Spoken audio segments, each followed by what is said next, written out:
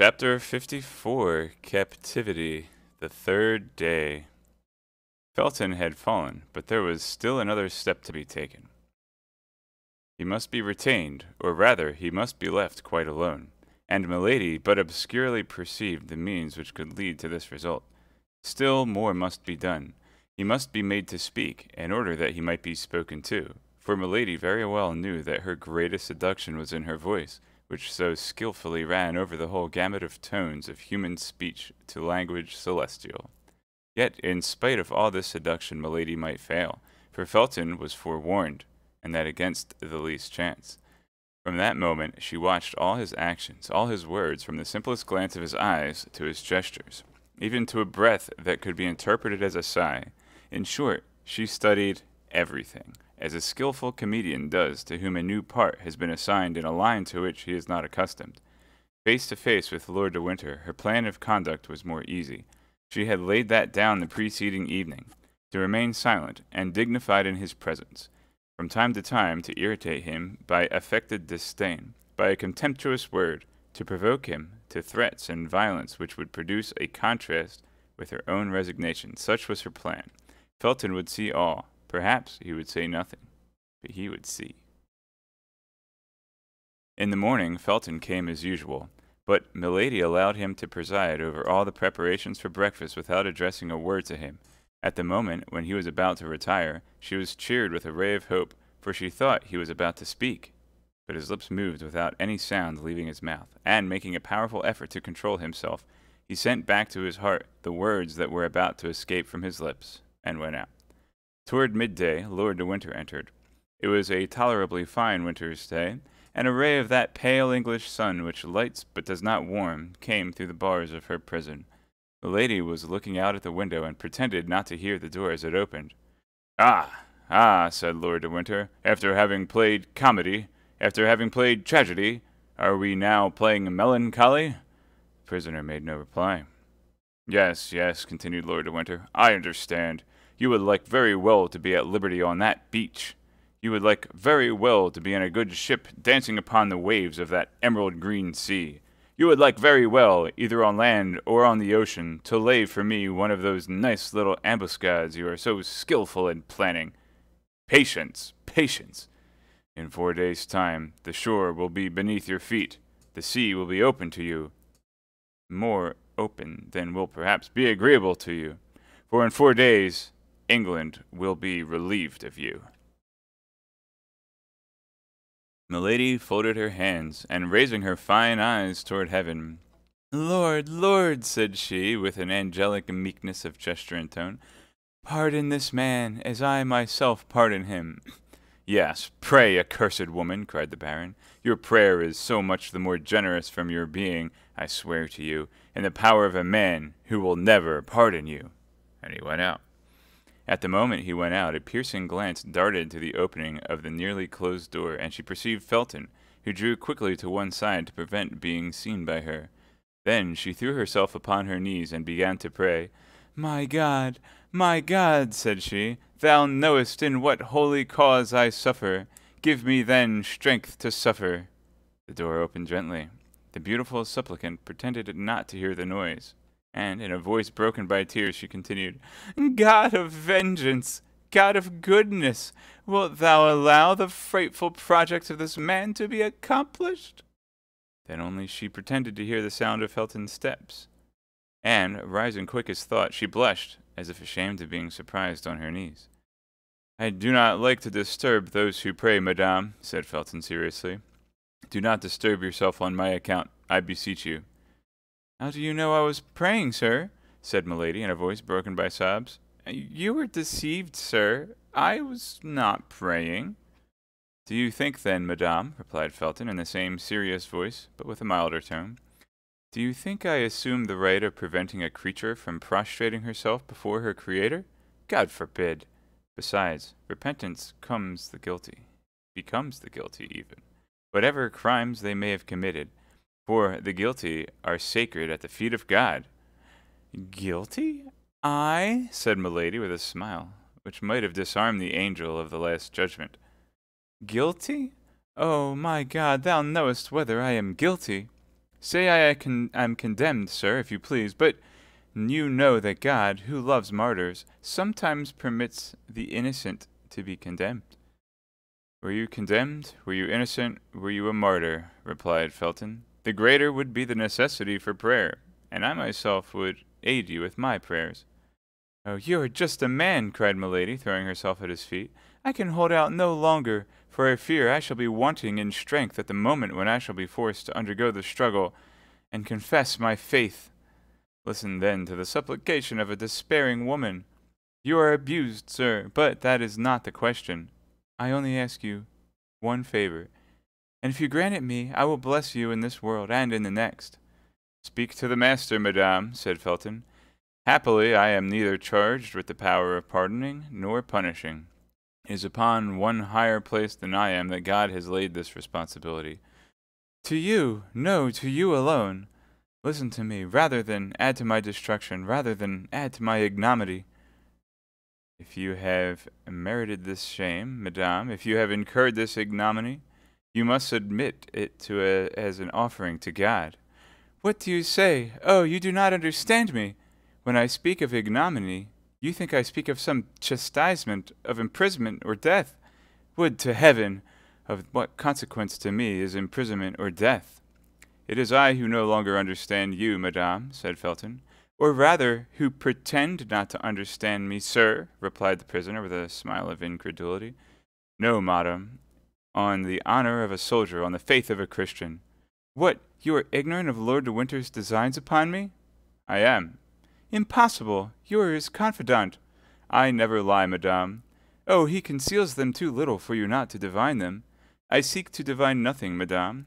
I wait till I am confided in, and apart from which the Lord de Winter has said to me before you, he has confided nothing to me. Why, then, cried Milady with an incredible tone of truthfulness, you are not his accomplice. You do not know that he destines me to a disgrace which all the punishments of the world cannot equal in horror? You are deceived, madame, said Felton, blushing. Lord de Winter is not capable of such a crime. Good, said Milady to herself, without thinking what it is. He calls it a crime. Then aloud, the friend of that wretch is capable of everything.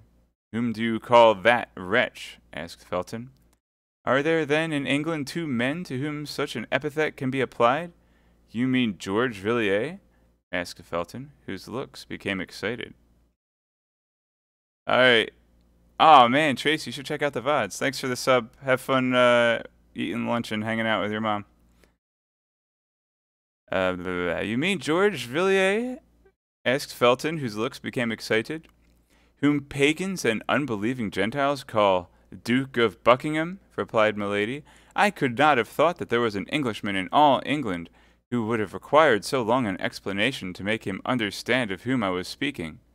The hand of the Lord is stretched over him, said Felton. He will not escape the chastisement he deserves. Felton only expressed, with regard to the Duke, the feeling of execration which all the English had declared toward him whom the Catholics themselves called an extortioner, the pillager, the debauchee, and whom the Puritans styled simply Satan. Oh, my God, cried Milady, when I supplicate thee to pour upon this man the chastisement which is his due, thou knowest it is not my own vengeance I pursue, but the deliverance of a whole nation that I implore. Do you know him, then? Asked Felton. At length he interrogates me, said Milady to herself, at the height of joy at having obtained so quickly such a great result. Oh, know him? Yes, yes. To my misfortune, to my eternal misfortune! And Milady twisted her arms as if in a paroxysm of grief. Felton no doubt felt within himself that his strength was abandoning him, and he made several steps toward the door. But the prisoner, whose eye never left him, sprang in pursuit of him and stopped him. Sir, cried she, be kind, be clement, listen to my prayer. That knife which the fatal prudence of the Baron deprived me of, because he knows the use I would make of it. Oh, hear me to the end. That knife, give it to me for a minute only, for mercy, for pity's sake. I will embrace your knees. You shall shut the door, that you may be certain I contemplate no injury to you. My God, to you, the only just, good, and compassionate being I have met with, to you, my preserver perhaps, 1 minute that knife, 1 minute, a single minute, and I will restore it to you through the grating of the door. Only a minute, Mr. Felton, and you will have saved my honor." "To kill yourself?" cried Felton with terror, forgetting to withdraw his hands from the hands of the prisoner. "To kill yourself?" "I have told, sir," murmured Milady, lowering her voice, and allowed herself to sink overpowered to the ground. "I have told my secret. He knows all. My God, I am lost!" Felton remained standing, motionless and undecided. "He still doubts," thought Milady. "I have not been earnest enough." Someone was heard in the corridor. Milady recognized the step of Lord de Winter. Felton recognized it also, and made a step toward the door. Milady sprang toward him. "Oh, not a word," she said in a concentrated voice. "Not a word of all that I have said to you, to this man, or I am lost. And it would be you. You." Then, as the steps drew near, she became silent for fear of being heard, applying, with a gesture of infinite terror, her beautiful hand to Felton's mouth. Felton gently repulsed Milady, and she sank into a chair. Lord de Winter passed before the door without stopping, and they heard the noise of his footsteps soon die away. Felton, as pale as death, remained some instants with his ear bent and listening. Then, when the sound was quite extinct, he breathed like a man awaking from a dream, and rushed out of the apartment.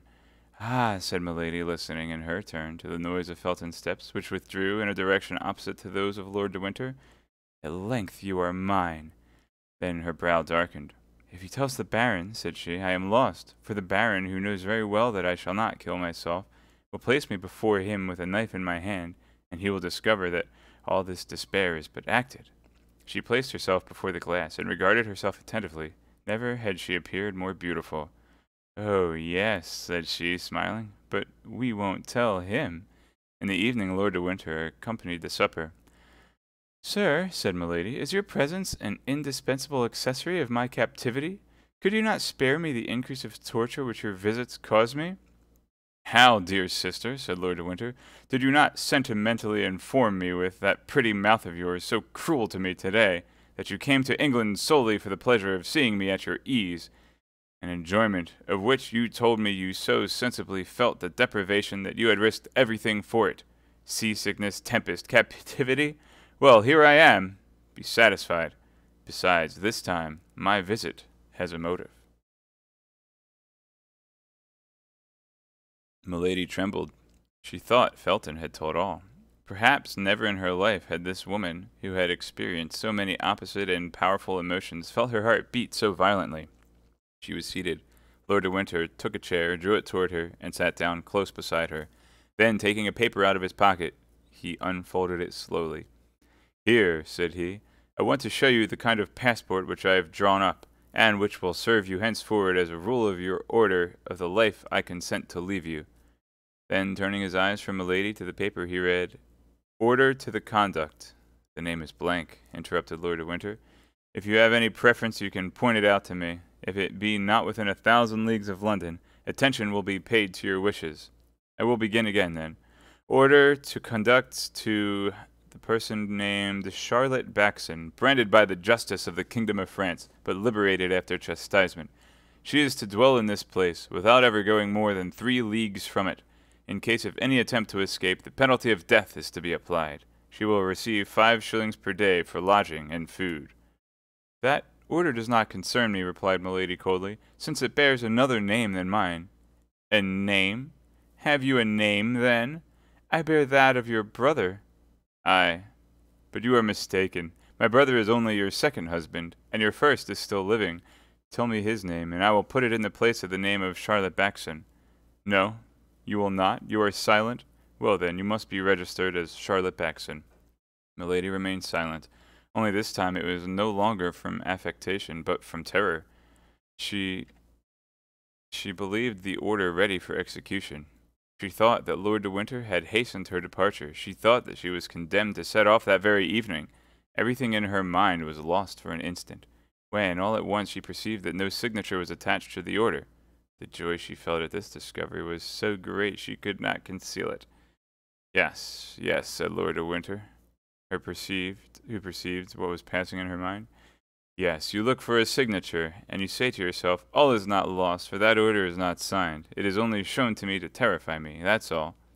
You are mistaken. Tomorrow this order will be sent to the Duke of Buckingham. The day after tomorrow will return signed by his hand and marked with his seal, and 4 and 20 hours afterward I will answer for its being carried into execution. Adieu, madame, that is all I had to say to you. And I replied to you, sir, that this abuse of power, this exile under a fictitious name, are infamous. Would you like better to be hanged in your true name, milady? You know that the English laws are inexorable on the abuse of marriage. Speak freely. Although my name, or rather that of my brother, would be mixed up with the affair, I will risk the scandal of a public trial to make myself certain of getting rid of you. The lady made no reply, but became as pale as a corpse. I see you prefer peregrination. That's all. Well, madame, there is an old proverb that says, traveling trains youth.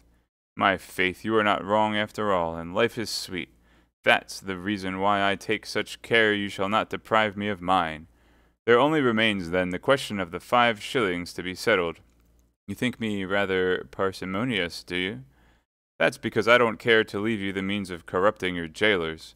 Besides, you will always have your charms left to seduce them with.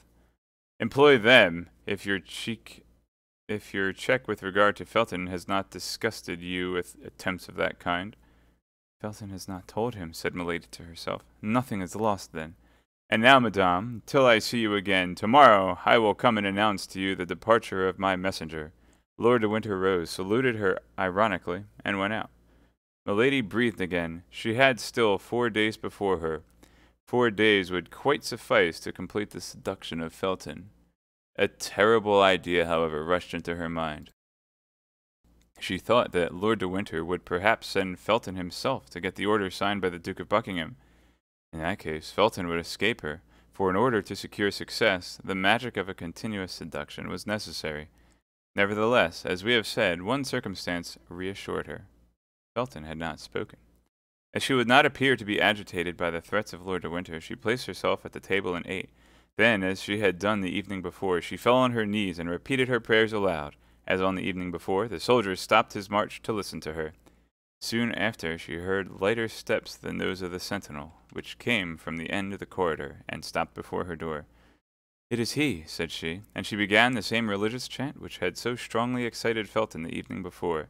But although her voice, sweet, full, and sonorous, vibrated as harmoniously and as affectingly as ever, the door remained shut. It appeared, however, to Milady that in one of the furtive glances she darted from time to time at the grating of the door, she thought she saw the ardent eyes of the young man through the narrow opening. But whether this was reality or vision, he had this time sufficient self-command not to enter. However, a few instants after she had finished her religious song, Milady thought she heard a profound sigh. Then the same steps she had heard approach slowly withdrew, as if with regret.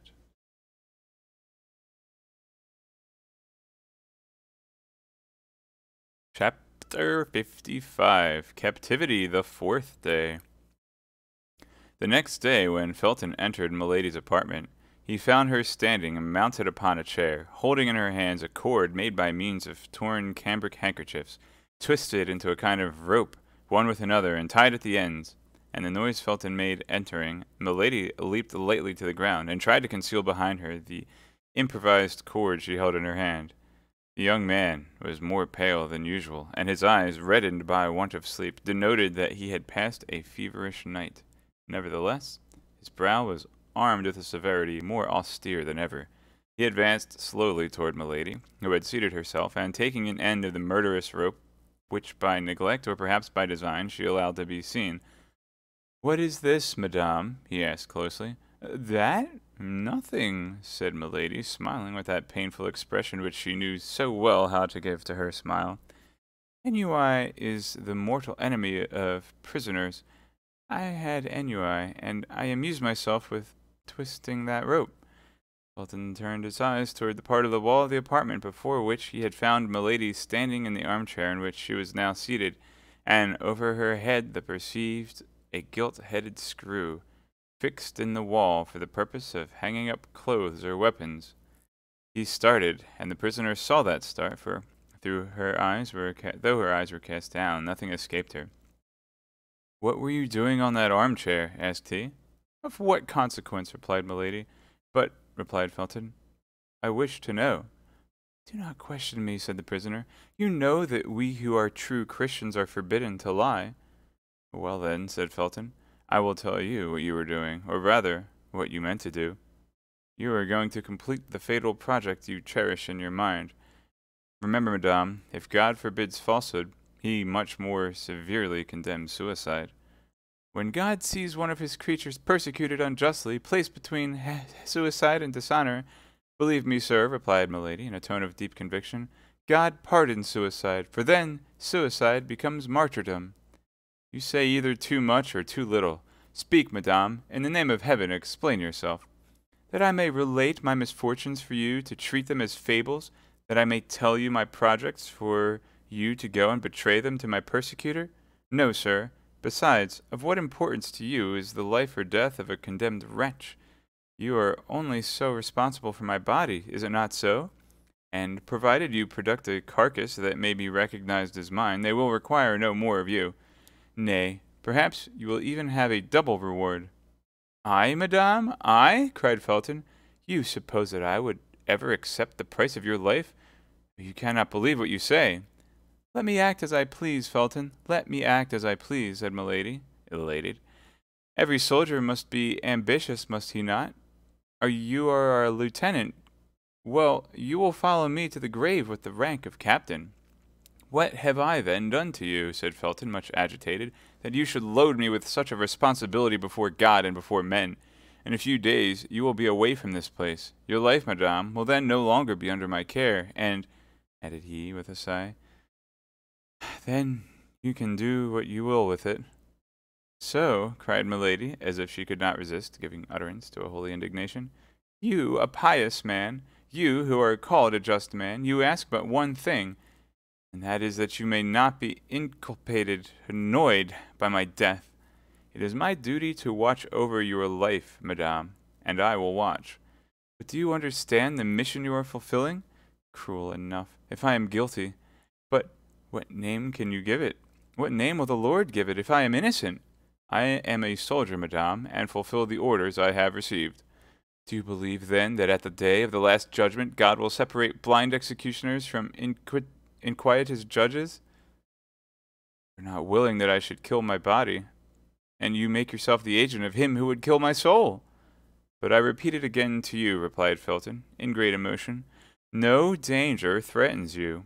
I will answer for Lord de Winter as for myself.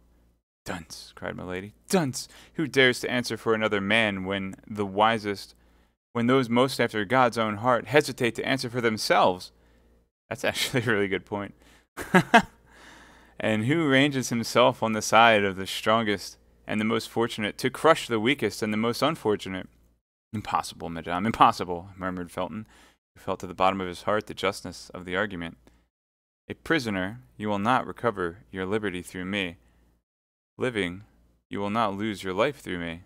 Yes, cried Milady, but I shall lose that which is much dearer to me than life. I shall lose my honor, Felton, and it is you whom I make responsible before God and before men, for my shame shall be infamy. This time, Felton, immovable as he was, or appeared to be, could not resist the secret influence which had already taken possession of him. To see this woman, so beautiful, fair as the brightest vision, to see her by turns overcome with grief and threatening, to resist at once the ascendancy of grief and beauty, it was too much for a visionary. It was too much for a brain weakened by the ardent dreams of an ecstatic faith. It was too much for a heart furrowed by the love of heaven that burns, by the hatred of men that devours. Milady saw the trouble. She felt by intuition the flame of the opposing passions which burned with the blood in the veins of the young fanatic. As a skillful general, seeing the enemy ready to surrender, marches toward him with a cry of victory, she rose. Beautiful as an antique priestess, inspired like a Christian virgin, her arms extended, her throat uncovered, her hair disheveled, holding with one hand her robe modestly drawn over her breast, her look illumined by that fire which had already created such disorder in the veins of the young Puritan, and went toward him, crying out with a vehement air, and in her melodious voice, to which on this occasion she communicated a terrible energy, "Let this victim to Baal be sent, to the lions the martyr be thrown. Thy God shall teach thee to repent. From the abyss he'll give ear to my moan. Felton stood before this strange apparition like one petrified. "Who art thou? Who art thou?" cried he, clasping his hands. "Art thou a messenger from God? Art thou a minister from hell? Art thou an angel or a demon? Callest thou thyself Eloa or Astarte?" "Do you not know me, Felton? I am neither an angel nor a demon. I am a daughter of earth. I am a sister of thy faith, that is all." "Yes, yes," said Felton. "I doubted, but now I believe." "You believe, and still you are an accomplice of that child of Belial who is called Lord de Winter. You believe, and yet you leave me in the hands of mine enemies, of the enemy of England, of the enemy of God. You believe, and yet you deliver me up to him who fills and defiles the world with his heresies and debaucheries, to that infamous Sardanapalus, whom the blind call the Duke of Buckingham, and whom believers name Antichrist." "I deliver you up to Buckingham? I? What mean you by that?" "They have eyes," cried Milady, "but they see not. Ears they have, but they hear not." "Yes, yes," said Felton, passing his hands over his brow, covered with sweat, as if to remove his last doubt. "Yes, I recognize the voice which speaks to me in my dreams. Yes, I recognize the features of the angel who appears to me every night, crying to my soul which cannot sleep, 'Strike, save England, save thyself, for thou wilt die without having appeased God.' Speak, speak!" cried Felton. "I can understand you now." A flash of terrible joy, but rapid as thought, gleamed from the eyes of Milady. However fugitive this homicide flash, Felton saw it and started as if its light had revealed the abysses of this woman's heart. He recalled all at once the warnings of Lord de Winter, the seductions of Milady, her first attempts at her arrival. He drew back a step and hung down his head, without, however, ceasing to look at her, as if fascinated by this strange creature. He could not detach his eyes from hers. Milady was not a woman to misunderstand the meaning of this hesitation. Under her apparent emotions, her icy coolness never abandoned her. Before Felton replied, and before she should be forced to resume this conversation, so difficult to be sustained in the same exalted tone, she let her hands fall, and as if the weakness of the woman overpowered the enthusiasm of the inspired fanatic, she said, "But no, it is not for me to be the Judith to deliver Bethulia from this Holofernes. The sword of the Eternal is too heavy for my arm. Allow me, then, to avoid dishonor by death. Let me take refuge in martyrdom. I do not ask you for liberty as a guilty one would, nor for vengeance as would a pagan. Let me die, that is all. I supplicate you, I implore you, on my knees, let me die, and my last sigh shall be a blessing for my preserver." Hearing that voice so sweet and suppliant, seeing that look so timid and downcast, Felton reproached himself. By degrees the enchantress had clothed herself with that magic adornment which she assumed and threw aside at will, that is to say, beauty, meekness, and tears, and above all, the irresistible attraction of mystical voluptuousness, the most devouring of all voluptuousness. "Alas," said Felton, "I can do but one thing, which is to pity you if you prove to me you are a victim. But Lord de Winter makes cruel accusations against you. You are a Christian. You are my sister in religion. I feel myself drawn toward you. I, who have never loved anyone but my benefactor. I, who have met with nothing but traitors and impious men. But you, madame, so beautiful in reality, you, so pure in appearance, must have committed great iniquities for Lord de Winter to pursue you thus." "They have eyes," repeated Milady, with an accent of indescribable grief, "but they see not. Ears have they, but they hear not." "But," cried the young officer, "speak, then, speak!" "Confide my shame to you," cried Milady, with the blush of modesty upon her countenance, "for often the crime of one becomes the shame of another. Confide my shame to you, a man, and I am a woman? Oh," continued she, placing her hand modestly over her beautiful eyes, "never! Never! I could not!" "To me? To a brother?" said Felton. Milady looked at him for some time with an expression which the young man took for doubt, but which, however, was nothing but observation, or rather the wish to fascinate. Felton, in his turn, a suppliant, clasped his hands. "Well, then," said Milady, I confide in my brother. I will dare to. At this moment, the steps of Lord de Winter were heard. But this time the terrible brother-in-law of Milady did not content himself, as on the preceding day, with passing before the door and going away again. He paused, exchanged 2 words with the sentinel, then the door opened and he appeared. During the exchange of these 2 words, Felton drew back quickly, and when Lord de Winter entered, he was several paces from the prisoner. The Baron entered slowly, sending a scrutinizing glance from Milady to the young officer. "You have been here a very long time, John," said he. "Has this woman been relating her crimes to you? In that case, I can comprehend the length of the conversation." Felton started, and Milady felt she was lost if she did not come to the assistance of the disconcerted Puritan. "Ah, you fear your prisoner should escape," said she. "Well, ask your worthy jailer what favor I this instant solicited of him." "You demanded a favor?" said the Baron suspiciously. "Yes, my lord," replied the young man, confused. "And what favor, pray?" asked the Lord de Winter. "A knife, which she would return to me through the grating of the door a minute after she had received it," replied Felton. "There is someone, then, concealed here, whose throat is amiable. The lady is desirous of cutting," said Lord de Winter, in an ironical, contemptuous tone. "There is myself," replied Milady. "I have given you the choice between America and Tyburn," replied Lord de Winter. "Choose Tyburn, my lady. Believe me, the cord is more certain than the knife." Felton grew pale, and made a step forward, remembering that the moment he entered Milady had a rope in her hand.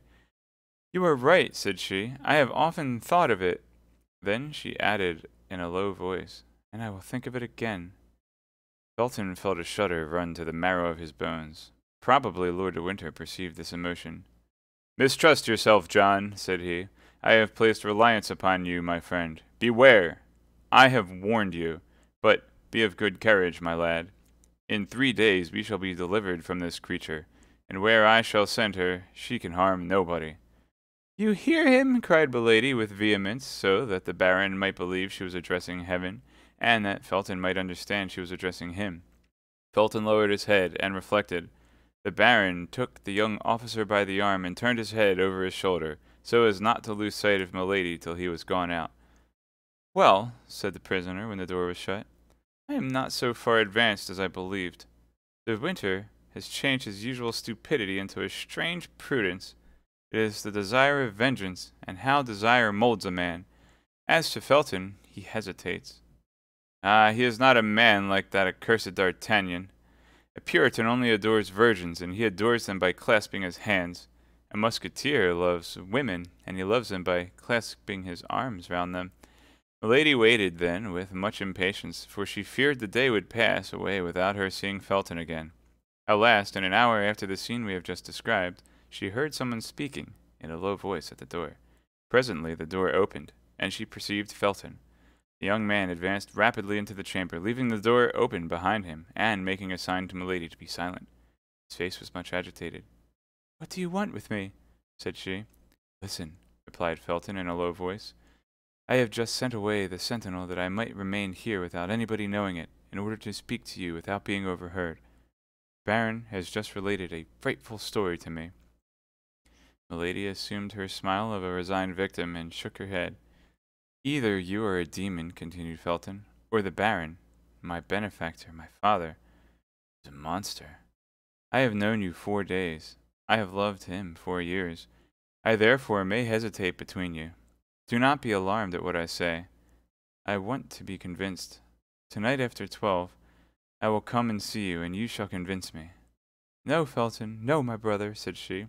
"The sacrifice is too great, and I feel what it must cost you. I am lost. Do not be lost with me. My death will be much more eloquent than my life, and the silence of the corpse will convince you much better than the words of the prisoner." "Be silent, madame," cried Felton, "and do not speak to me thus.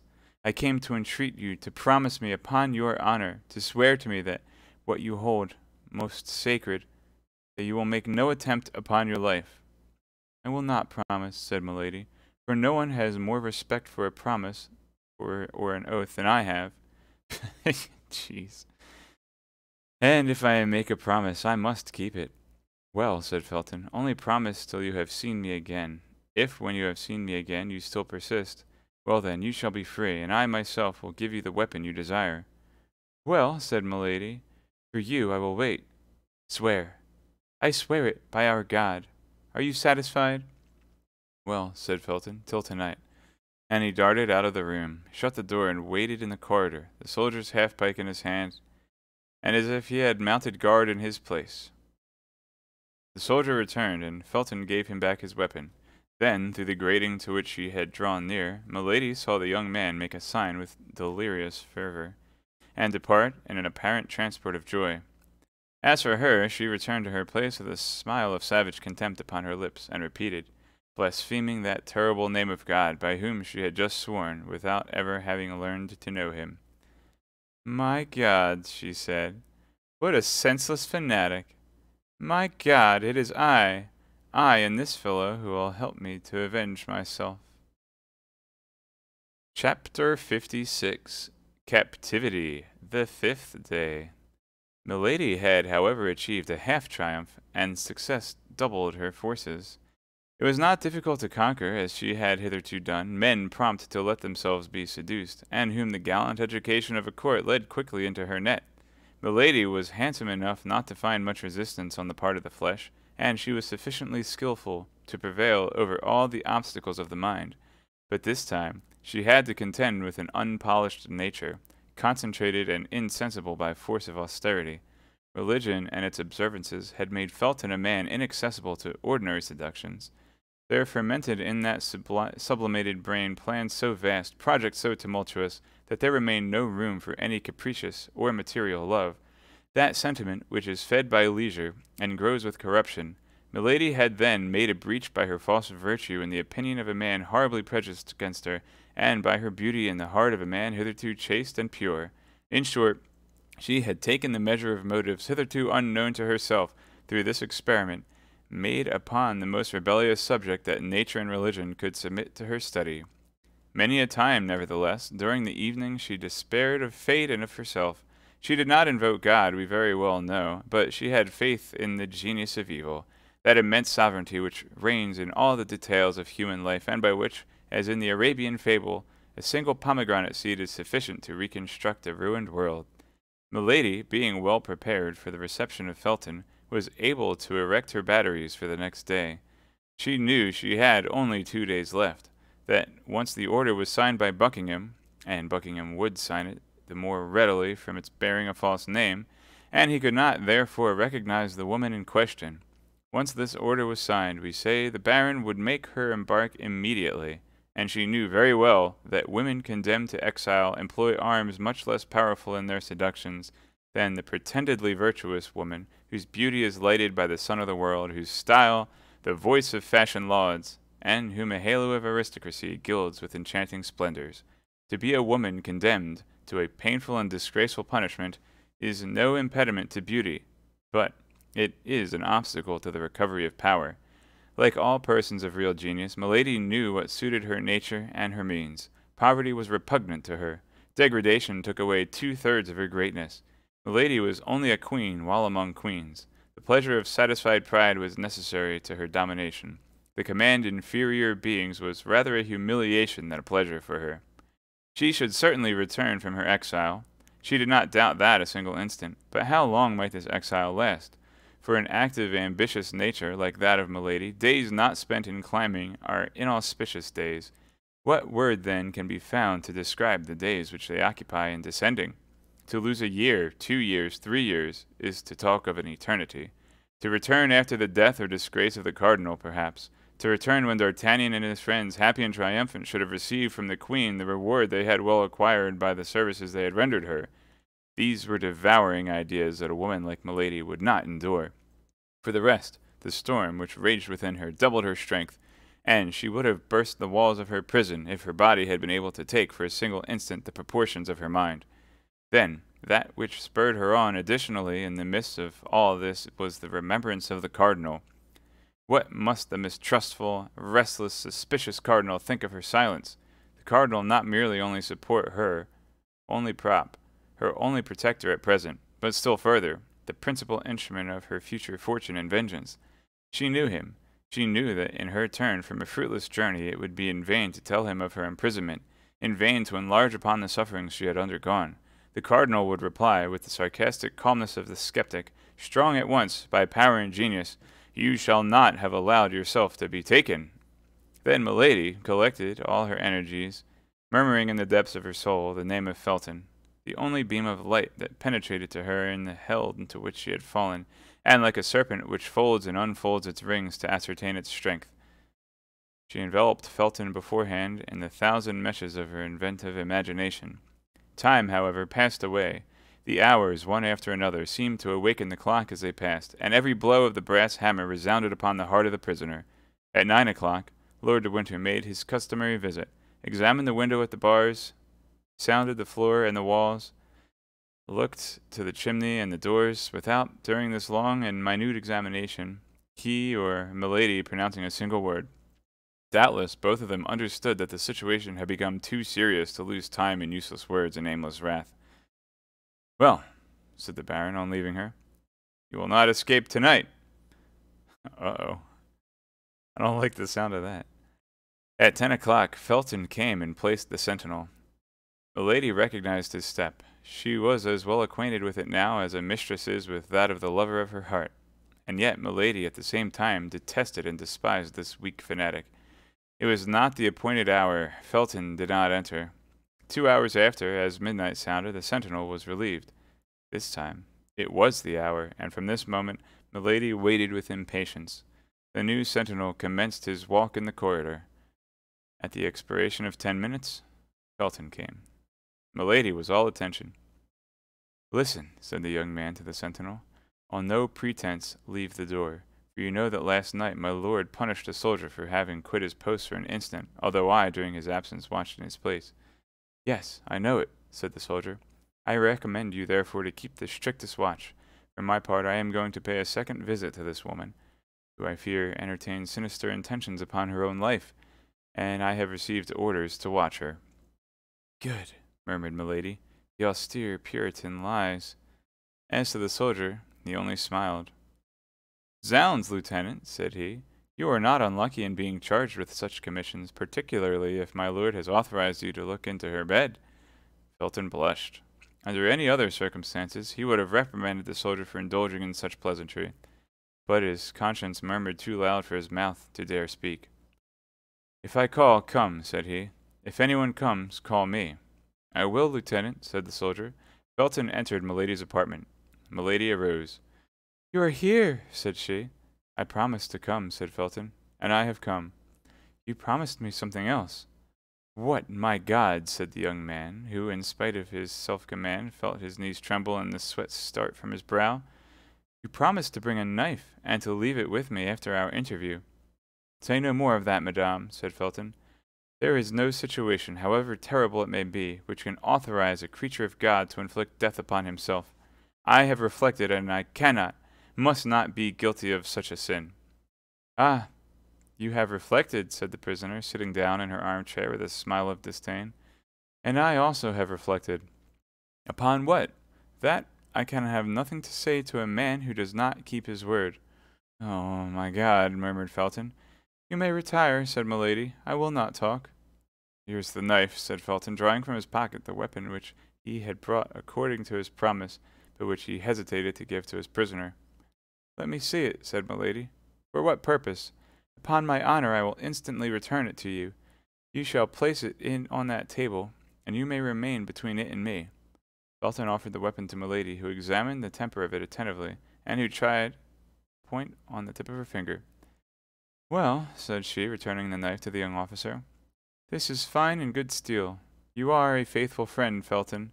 Felton took back the weapon and laid it upon the table as he had agreed with the prisoner. Milady followed him with her eyes, and made a gesture of satisfaction. "Now," said she, "listen to me." The request was needless. The young officer stood upright before her, awaiting her words as if to devour them. "Felton," said Milady, with a solemnity full of melancholy, "imagine that your sister, the daughter of your father, speaks to you. While yet young, unfortunately handsome, I was dragged into a snare. I resisted. Ambushes and violence multiplied around me, but I resisted. The religion I serve, the God I adore, were blasphemed because I called upon that religion and that God. But still I resisted. Then outrages were heaped upon me, and as my soul was not subdued, they wished to defile my body forever. Finally, Milady stopped. A bitter smile passed over her lips. Finally, said Felton, finally, what did they do? At length, one evening, my enemy resolved to paralyze the resistance he could not conquer. One evening, he mixed a powerful narcotic with the water. Scarcely had I finished my repast when I felt myself sink by degrees into a strange torpor. Although I was without mistrust, a vague fear seized me, and I tried to struggle against sleepiness. I arose. I wished to run to the window and call for help, but my legs refused their office. It appeared as if the ceiling sank upon my head and crushed me with its weight. I stretched out my arms. I tried to speak. I could only utter inarticulate sounds. An irresistible faintness came over me. I supported myself by a chair, feeling that I was about to fall, but this support was soon insufficient on the account of my weak arms. I fell upon one knee, then upon both. I tried to pray, but my tongue was frozen. God, doubtless, neither heard nor saw me, and I sank upon the floor, a prey to a slumber which resembled death. Of all that passed in that sleep, or the time which glided away while it lasted, I have no remembrance. The only thing I recollect is that I awoke in bed in a round chamber, the furniture of which was sumptuous, and into which light only penetrated by an opening in the ceiling. No door gave entrance to the room. It might be called a magnificent prison. It was a long time before I was able to make out what the place I was in, or to take account of the details I describe. My mind appeared to strive in vain to shake off the heavy darkness of the sleep from which I could not rouse myself. I had vague perceptions of space traversed, of the rolling of a carriage, of a horrible dream in which my strength had become exhausted, but all this was so dark and so indistinct in my mind that these events seemed to belong to another life than mine, and yet mixed with mine in a fantastic duality. At times the state into which I had fallen appeared so strange that I believed myself dreaming. I arose trembling. My clothes were near me on a chair. I neither remembered having undressed myself nor going to bed. Then, by degrees, the reality broke upon me, full of chaste terrors. I was no longer in the house where I had dwelt.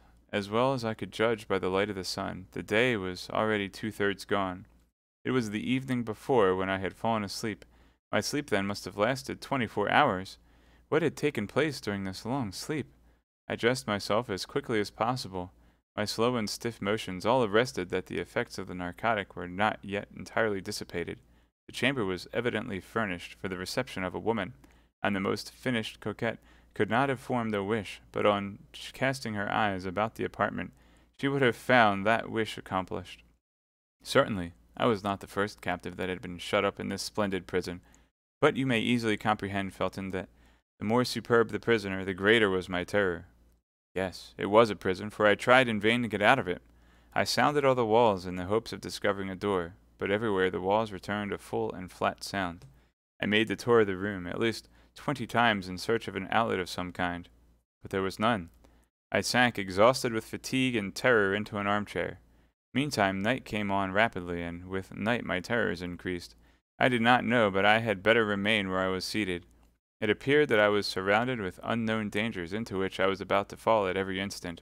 Although I had eaten nothing since the evening before, my fears prevented my feeling hungry. No noise from without by which I could measure the time reached me. I only supposed it must be 7 or 8 o'clock in the evening, for it was the month of October, and it was quite dark. All at once the noise of a door turning on its hinges made me start. A globe of fire appeared above the glazed opening of the ceiling, casting a strong light into my chamber, and I was perceived with terror that a man was standing within a few paces of me. A table with 2 covers, bearing a supper ready prepared, stood as if by magic in the middle of the apartment. That man was he who had pursued me during a whole year, who had vowed my dishonor, and who, by the first words that issued from his mouth, gave me to understand he had accomplished it in the preceding night. "Scoundrel!" murmured Felton. "Oh, yes, scoundrel!" cried Milady, seeing the interest which the young officer, whose soul seemed to hang on her lips, took in this strange recital. "Oh, yes, scoundrel! He believed, having triumphed over me in my sleep, that all was completed. He came, hoping that I would accept my shame, as my shame was consummated. He came to offer his fortune in exchange for my love. All that the heart of a woman could contain are haughty contempt and disdainful words. I poured out upon this man. Doubtless he was accustomed to such reproaches, for he listened to me calm and smiling, with his arms crossed over his breast. Then, when he thought I had said all, he advanced toward me. I sprang toward the table. I seized a knife. I placed it to my breast. Take one step more, said I, and in addition to my dishonor, you shall have the death to reproach yourself with. There was no doubt in my look, my voice, my whole person, that sincerity of gesture, of attitude, of accent which carries conviction to the most perverse minds, for he paused. Your death? Said he. Oh, no. You are too charming a mistress to allow me to consent to lose you thus, after I have had the happiness to possess you only a single time. Adieu, my charmer. I will wait to pay you my next visit till you are in a better humor. At those words he blew a whistle. The globe of fire which lighted the room reascended and disappeared. I found myself again in complete darkness. The same noise of a door opening and shutting was repeated the instant afterward. The flaming globe of descended afresh, and I was completely alone. This moment was frightful. If I had any doubts as to my misfortune, these doubts had vanished in an overwhelming reality. I was in the power of a man whom I not only detested, but despised, of a man capable of anything, and who had already given me a fatal proof of what he was able to do. But who, then, was this man? Asked Felton. Passed the night on a chair, starting at the least noise, for toward midnight the lamp went out, and I was again in darkness. But the night passed away without any fresh attempt on the part of my persecutor. Day came. The table had disappeared. Only I had still the knife in my hand. This knife was my only hope. I was worn out with fatigue. Sleeplessness inflamed my eyes. I had not dared to sleep a single instant. The light of day reassured me. I went and threw myself on the bed, without parting with the emancipating knife, which I concealed under my pillow. When I awake, a fresh meal was served. This time, in spite of my terrors, in spite of my agony, I began to feel a devouring hunger. It was 48 hours since I had taken any nourishment. I ate some bread and some fruit, then, remembering the narcotic mixed with the water I had drunk, I would not touch that which was placed on the table, but filled my glass at a marble fountain fixed in the wall over my dressing table. And yet, notwithstanding these precautions, I remained for some time in a terrible agitation of mind, but my fears were this time ill-founded. I passed the day without experiencing anything of the kind I dreaded. I took the precaution to half-empty the carafe, in order that my suspicions might not be noticed. The evening came on, and with it darkness, but however profound was this darkness, my eyes began to accustom themselves to it. I saw, amid the shadows, the table sink through the floor. A quarter of an hour later it reappeared, bearing my supper. In an instant, thanks to the lamp, my chamber was once more lighted. I was determined to eat only such things as could not possibly have anything soporific introduced into them. 2 eggs, and some fruit composed by my repast. Then I drew another glass of water from my protecting fountain and drank it. At the first swallow it appeared to me not to have the same taste as in the morning. Suspicion instantly seized me. I paused, but I had only drunk half a glass. I threw the rest away with horror, and waited with the dew of fear upon my brow. No doubt some invisible witness had seen me draw the water from the fountain, and had taken advantage of my confidence in it, the better to assure my ruin, so coolly resolved upon, so cruelly pursued. Half an hour had not passed when the same symptoms began to appear, but as I had only drunk half a glass of the water, I contended longer, and instead of falling entirely asleep, I sank into a state of drowsiness which left me a perception of what was passing around me, while depriving me of the strength either to defend myself or to fly. I dragged myself toward the bed to seek the only defense I had left, my saving knife. But I could not reach the bolster. I sank on my knees, my hands clasped round one of the bedposts. Then I felt that I was lost. Felton became frightfully pale, and a convulsive tremor crept through his whole body. And that was most frightful, continued Milady, her voice altered as if she still experienced the same agony as at that awful minute, was that at this time I retained a consciousness of the danger that threatened me. was that my soul, if I may say so, waked in my sleeping body, was that I saw, that I heard. It is true that all was like a dream, but it was not the less frightful. I saw the lamp ascend and leave me in darkness. Then I heard the well-known creaking of the door. Although I had heard that door open but twice, I felt instinctively that someone approached me. It is said that the doomed wretch in the deserts of America thus feels the approach of the serpent. I wished to make an effort. I attempted to cry out. By an incredible effort of will, I even raised myself up, but only to sink down again immediately and to fall into the arms of my persecutor. "Tell me who this man was," cried the young officer. Milady saw at a single glance all the painful feelings she inspired in Felton by dwelling on every detail of her recital, but she would not spare him a single pang. The more profoundly she wounded his heart, the more certainly he would avenge her. She continued then, as if she had not heard his exclamation, or as if she thought the moment was not yet come to reply to it.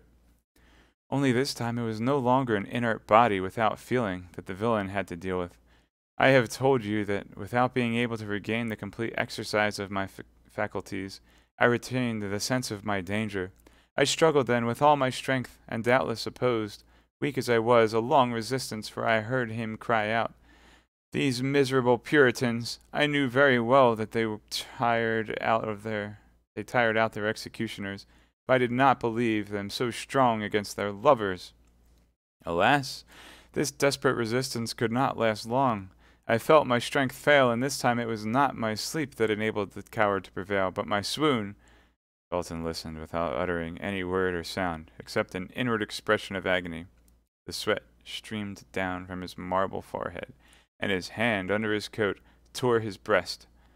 My first impulse on coming to myself was to feel under my pillow for the knife. I had not been able to reach.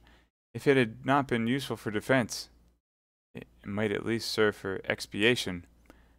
But on taking this knife, Felton, a terrible idea occurred to me. I have sworn to tell you all, and I will tell you all. I have promised you the truth. I will tell it, were it to destroy me. The idea came into your mind to avenge yourself on this man, did it not? Cried Felton. Yes, said Milady. The idea was not that of a Christian, I knew, but, without doubt, that eternal enemy of our souls, that lion roaring constantly around us, breathed into my mind. In short, what shall I say to you, Felton? Continued Milady in the tone of a woman accusing herself of a crime. This idea occurred to me, and did not leave me. It is of this homicidal thought that I now bear the punishment. Continue, continue, said Felton. I am eager to see you attain your vengeance. Oh, I resolved that it should take place as soon as possible. I had no doubt he would return the following night. During the day I had nothing to fear. When the hour of breakfast came, therefore, I did not hesitate to eat and drink. I had determined to make believe sup, but to eat nothing. I was forced then to combat the fast of the evening with the nourishment of the morning. Only I concealed a glass of water which remained after my breakfast, thirst having been the chief of my sufferings when I remained 48 hours without eating or drinking. The day passed away without having any other influence on me than to strengthen the resolution I had formed. Only I took care that my face should not betray the thoughts of my heart, for I had no doubt I was watched. Several times even I felt a smile on my lips. Felton, I dare not tell you at what idea I smiled. You would hold me in horror. Go on, said Felton. You see plainly that I listen, and that I am anxious to know the end. Evening came. The ordinary events took place. During the darkness, as before, my supper was brought. Then the lamp was lighted, and I sat down to table. I only ate some fruit. I pretended to pour out water from the jug, but I only drank that which I saved in my glass. The substitution was made so carefully that my spies, if I had any, could have no suspicion of it. After supper, I exhibited the same marks of languor as on the preceding evening, but this time, as I yielded to fatigue, or as if I had become familiarized with danger, I dragged myself toward my bed, let my robe fall, and lay down. Found my knife where I had placed it under my pillow, and while feigning to sleep, my hand grasped the handle of it convulsively. 2 hours passed away without anything fresh happening. Oh my God, who could have said so the evening before? I began to fear that he would not come. At length, I saw the lamp rise softly. and disappear into the depths of the ceiling. My chamber was filled with darkness and obscurity, but I made a strong effort to penetrate this darkness and obscurity. Nearly 10 minutes passed. I heard no other noise but the beating of my own heart. I implored heaven that he might come. At length I heard the well-known noise of the door, which opened and shut. I heard, notwithstanding the thickness of the carpet, a step which made the floor creak. I saw, notwithstanding the darkness, a shadow which approached my bed. "Haste! Haste!" said Felton. "Do you not see that each of your words burns me like a molten lead?" "Then," continued Milady, "then I collected all my strength. I recalled to my mind that the moment of vengeance, or rather of justice, had struck. I looked upon myself as another Judith. I gathered myself up, my knife in my hand, and when I saw him near me, stretching out his arms to find his victim, then, with the last cry of agony and despair, I struck him in the middle of the breast. The miserable villain! He had foreseen all. His breast was covered with a coat of mail. The knife was bent against it. "Ah, ah!" cried he, seizing my arm, and wresting from me the weapon that had so badly served me. "You want to take my life, do you, my pretty Puritan? But that's more than dislike. That's ingratitude. Come, come, calm yourself, my sweet girl.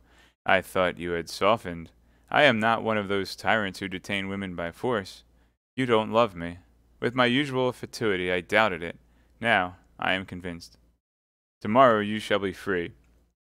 I had but one wish. That was that he should kill me. "Beware," said I, "for my liberty is your dishonor. Explain yourself, my pretty Sibyl." "Yes, for as soon as I leave this place I will tell everything. I will proclaim the violence you have used toward me. I will describe my captivity. I will denounce this place of infamy. You are placed on high, my lord, but tremble. Above you there is the king. Above the king there is God." However perfect master he was over himself, my persecutor allowed a movement of anger to escape him. I could not see the expression of his countenance, but I felt the arm tremble upon which my hand was placed. "Then you shall not leave this place," said he. "Very well," cried I. "Then the place of my punishment will be that of my tomb. I will die here, and you will see if a phantom that accuses is not more terrible than a living being that threatens. You shall have no weapon left in your power. There is a weapon which despair has placed within the reach of every creature who has the courage to use it. I will allow myself to die with hunger." "Come," said the wretch, "is not peace much better than such a war as that? I will restore you to liberty this moment. I will proclaim you a piece of immaculate virtue. I will name you the Lucretia of England, and I will say that you are the Sextus. I will denounce you before men as I have denounced you before God, and if it be necessary that, like Lucretia, I should sign my accusation with my blood, I will sign it." "Ah," said my enemy in a jeering tone, "that's quite another thing. My faith, everything considered, you are very well off here. You shall want for nothing, and if you let yourself die of hunger, that will be your own fault." At these words he retired. I heard the door open and shut, and I remained overwhelmed, less, I confess it, by my grief than by the mortification of not having avenged myself. He kept his word. All day, all the next night passed away without my seeing him again. But I also kept my word with him, and I neither ate nor drank. I was, as I told him, resolved to die of hunger. I passed the day and the night in prayer, for I hoped that God would pardon me by suicide. The second night the door opened. I was lying on the floor, for my strength began to abandon me. At the noise I raised myself up on one hand. "Well," said a voice which vibrated in too terrible a manner in my ear not to be recognized.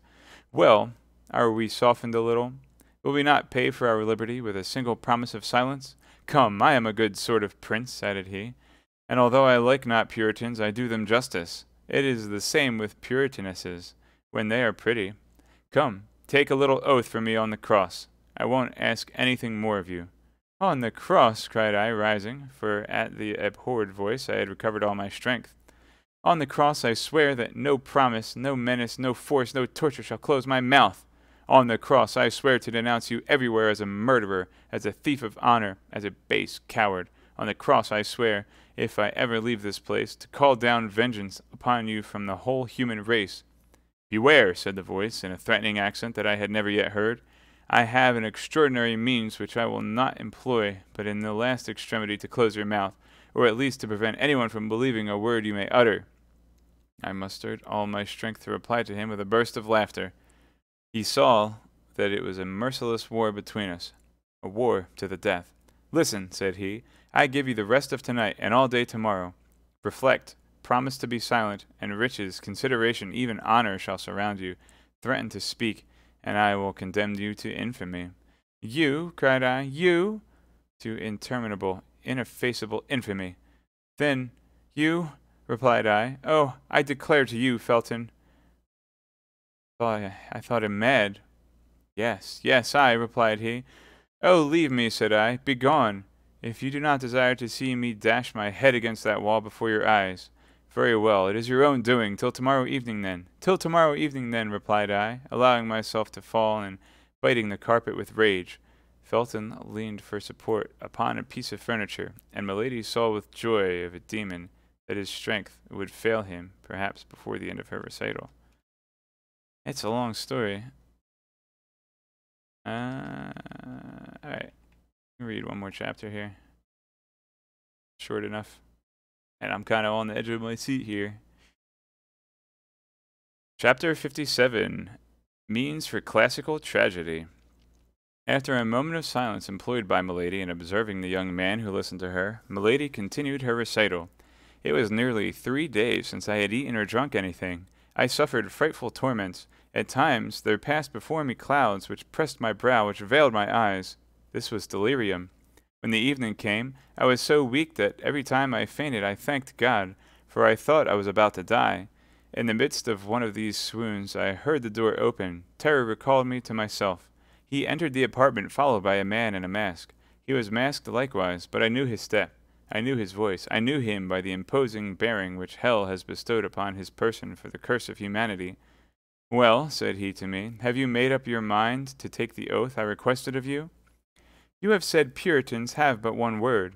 Mine you have heard, and that is to pursue you, on earth to the tribunal of men, in heaven to the tribunal of God. You persist, then? I swear it before the God who hears me. I will take the whole world as a witness of your crime, and that until I have found an avenger. You are a prostitute, said he in a voice of thunder, and you shall undergo the punishment of prostitutes. Branded in the eyes of the world you invoke, try to prove that that you are neither guilty nor mad. Then, addressing the man who accompanied him, Executioner, said he, do your duty. Oh, his name, cried Felton. His name, tell me!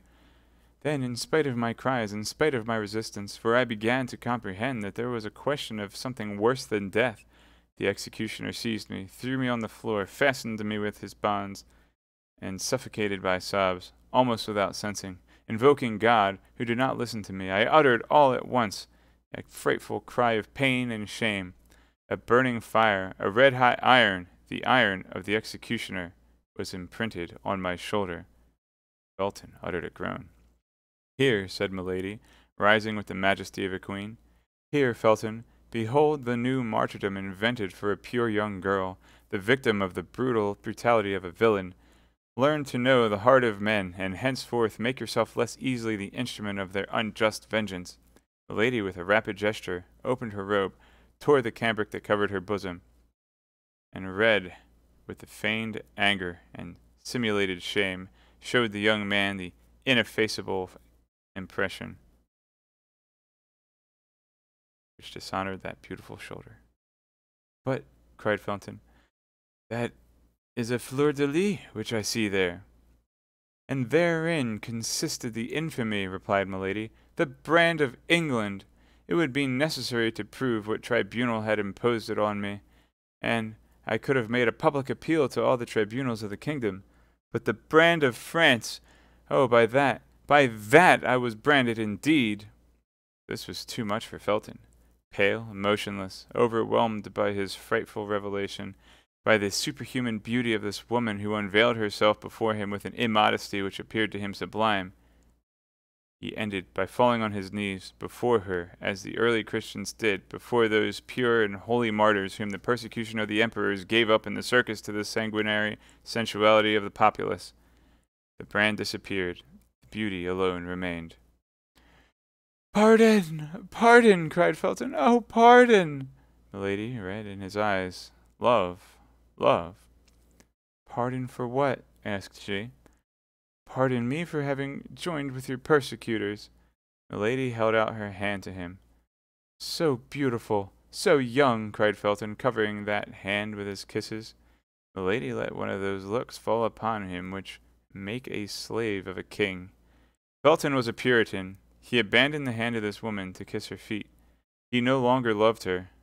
He adored her. When the crisis was past, when Milady appeared to have resumed her self-possession, when she had never lost, when Felton had seen her recover with the veil of chastity those treasures of love which were only concealed from him to make him desire them the more ardently, he said, Ah, now, I have only one thing to ask of you. That is, the name of your true executioner. For to me there is but one. The other was an instrument, that was all. What, brother, cried Milady, must I name him again? Have you not yet divined who he is? What? Cried Felton. He. Again he. Always he? What? The truly guilty? The truly guilty, said Milady, is the ravager of England, the persecutor of true believers, the base ravager of the honor of so many women. He who, to satisfy a caprice of his corrupt heart, is about to make England shed so much blood, who protects the Protestants today and will betray them tomorrow. Buckingham! It is, then, Buckingham, cried Felton, in a high state of excitement. Milady concealed her face in her hands, as if she could not endure the shame which this name recalled to her. Buckingham, the executioner of this angelic creature, cried Felton. And thou hast not hurled thy thunder at him, my God. Thou hast left him noble, honored, powerful for the ruin of us all. God abandons him who abandons himself, said Milady. But he will draw upon his head the punishment reserved for the damned, said Felton with increasing exultation. He wills that human vengeance should precede celestial justice. Men fear him and spare him. I, said Felton, I do not fear him, nor will I spare him. The soul of Milady was bathed in an infernal joy. But how can Lord de Winter, my protector, my father, asked Felton, possibly be mixed up with all this? Listen, Felton, resumed Milady, for by the side of base and contemptible men there are often found great and generous natures. I had an affianced husband, a man whom I loved, and who loved me, a heart like yours, Felton, a man like you. I went to him and told him all. He knew me, that man did, and did not doubt an instant. He was a nobleman, a man equal to Buckingham in every respect. He said nothing. He only girded on his sword, wrapped himself in his cloak, and went straight to Buckingham Palace. Yes, yes, said Felton. I understand how he would act, but with such men it is not the sword that should be employed. It is the poniard.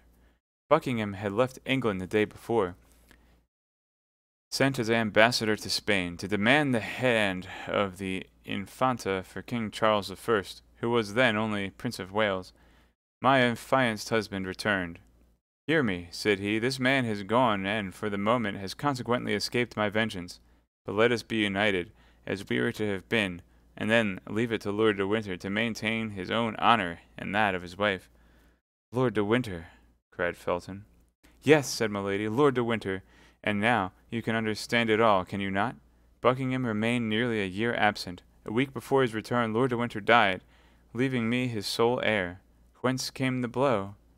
God, who knows all, knows without doubt. But as for me, I accuse nobody. Oh, what an abyss! What an abyss! Cried Felton. Lord de Winter died without revealing anything to his brother. The terrible secret was to be concealed till it burst, like a clap of thunder, over the head of the guilty.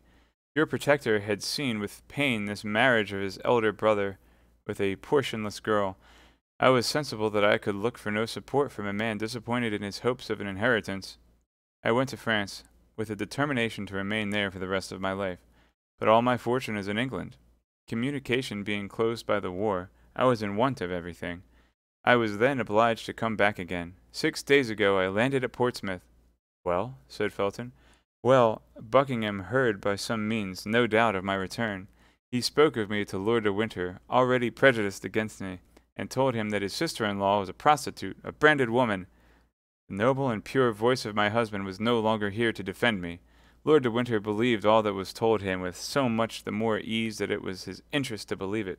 He caused me to be arrested, had me conducted hither, and placed me under your guard. You know the rest. The day after tomorrow he banishes me. He transports me. The day after tomorrow he exiles me among the infamous. Oh, the train is well laid. The plot is clever. My honor will not survive it. You see then, Felton, I can do nothing but die. Felton, give me that knife. And at these words, as if all her strength was exhausted, Milady sank, weak and languishing, into the arms of the young officer, who, intoxicated with love, anger, and voluptuous sensations hitherto unknown, received with her transport, pressed her against his heart, all trembling at the breath from that charming mouth, bewildered by the contact with that palpitating bosom.